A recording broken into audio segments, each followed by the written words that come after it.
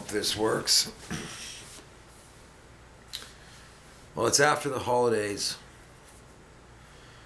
and I didn't review it, but I know the last video I made was which was quite some time ago. I'd spoken about my family in Victoria, Canada, and that I hadn't found my mother. Didn't know if she was dead or alive. Well, the holidays have come and gone, and I've never heard back from anyone in that family regarding my mother.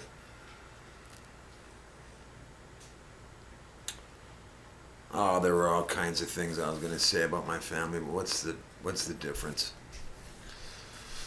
You know, honestly, there's only a few options you've got. They were either completely committed to their evil,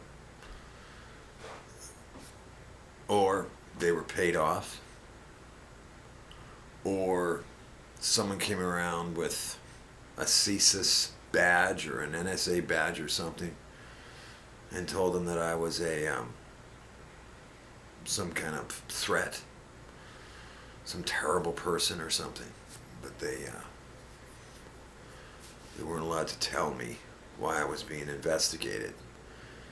It has to fit into one of those categories, because just them believing that I was insane and made up a story, it's 23 years. That's a long time. And they certainly never thought I was crazy prior to all this. Look at my body of work also. In spite of the intense harassment, surveillance, I've had countless art shows, made at least 4 or 5 short films, many of which were in festivals, wrote 2 feature films, wrote and directed and produced 1 feature film, which has gotten great reviews. It's been shut down, but it's done very well in terms of, you know, what the responses have been. No, there's no reason for them to, after all these years, just believe, oh, he said people were following him. People were following me. People were breaking in my safety box. People were giving me death threats.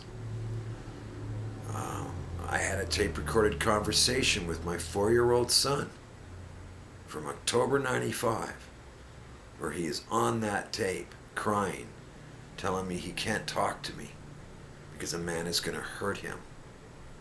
Now, what more evidence do you need that something very wrong happened?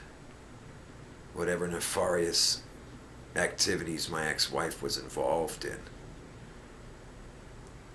They know I'm not violent, not with women. They know, yeah, that was wild, but I certainly never stole from people or intentionally hurt anyone, so there's really no reason for the whole family to ignore me. Pretty much everybody ignores me now, except for a few. With the exception of a few people. It's just been, it's unbelievable. So yeah, I don't know if she's dead or alive. I don't know what happened to that family. I don't know if that family was always fucked. I don't know. They didn't seem to mind staying with me when I had my nice house, though, and hanging around. It's just unbelievable. I'm going to do a whole series for anyone that's trying to get in the entertainment business, for anyone that wants to be an actor or a singer, screenwriter, whatever capacity. Anyone that wants to get in the entertainment business, hello, I am living proof of what can happen to you.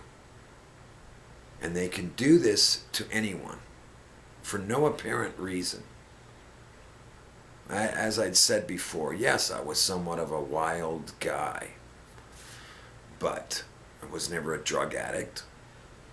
I didn't steal. I didn't intentionally harm anyone. I was just Kind of wild. That's not a crime. Not that I know of. Unless it is to certain spy agencies that feel that like you're some kind of threat because you'll speak out. Yeah, I've had a very big mouth, and I always did. And I always told the truth. I wouldn't maliciously make up a lie, but if something transpired and I felt that person was crooked or evil or wrong, I'd voice my opinion. I'd also admit to anything I'd done, any wrongdoings I'd had. No, I want this to be known that if you decide to go in the entertainment business as it stands today, I won't even say good luck. I would say run. Run away from it. Unless you can write, produce, and distribute your own material, whether it be music, film, whatever, you're paying a huge price. Now, granted, maybe I was an extreme example. But why? Because perhaps someone stole a TV treatment idea off me and made millions and millions of dollars? Perhaps that TV series was due south? Or, I won't say perhaps, because it's not perhaps. I started a production company with John A. Hardy, who had been a lawyer, who claimed his father ran CSIS, which is Canada's CIA. And he was adamant that we call the company Lionsgate. And its origins were from Vancouver.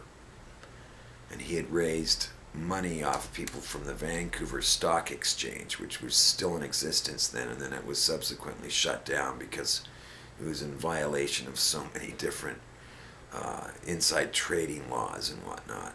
It was corrupt as hell, so they shut it down. Hardy was connected to everyone in the lumber business, the mining business, stock people involved in the stock market.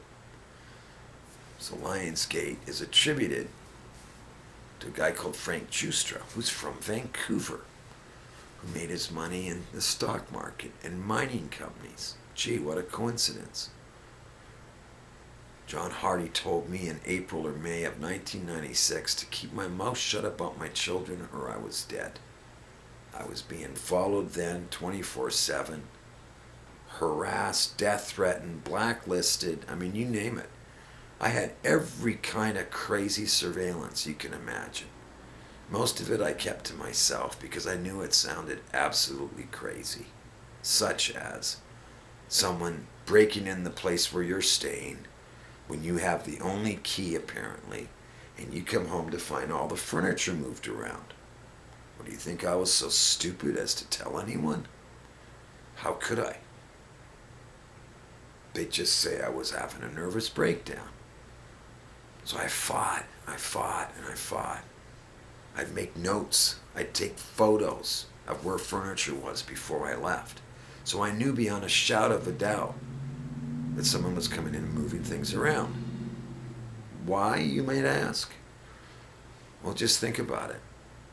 If some wild guy, an actor, is claiming that his furniture is being moved around, he's being followed by cars, dark cars with tinted windows, what does that sound like? That sounds pretty crazy, doesn't it? So who the hell was I going to tell? The police changed their police reports when they'd come to my farm where my children and ex-wife were. All the insanity that ensued. Thrown into a movie by Lisa Kirk, an agent out of Vancouver. Now she's got offices in LA, and I guess she's doing very well. Shame on you. Shame on you, Lisa Kirk. I didn't have to have an agent ever in Canada. I was doing very well in LA. But I met her and I knew her from before briefly. And so I helped her get her acting agency going.